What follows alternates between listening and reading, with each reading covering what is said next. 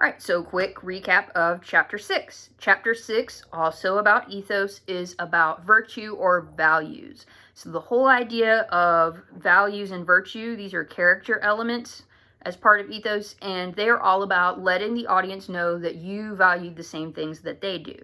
So one of the big things he does in this chapter is make a distinction between like that sort of general good character, good person list and that list that can vary by audience. So we're going to talk in class about how we probably have some ideas about like what a good person should be like, but that will not always work in every situation with every audience. So some audiences might see some of those traits that we normally think of as making you a good person as not right, and you don't share their values. And so it's all about knowing audience. So there's like that virtue in a vacuum thing that like this is just what a good person is, but there are times where those things can not work for an audience or situation, and so you need to know, how do I let the audience know that I share this value that they want me to have? And some of those values, like aggressiveness, like I think we wouldn't necessarily put that on the good person list for everyone, but there are certain jobs you could go into where they're going to value aggressiveness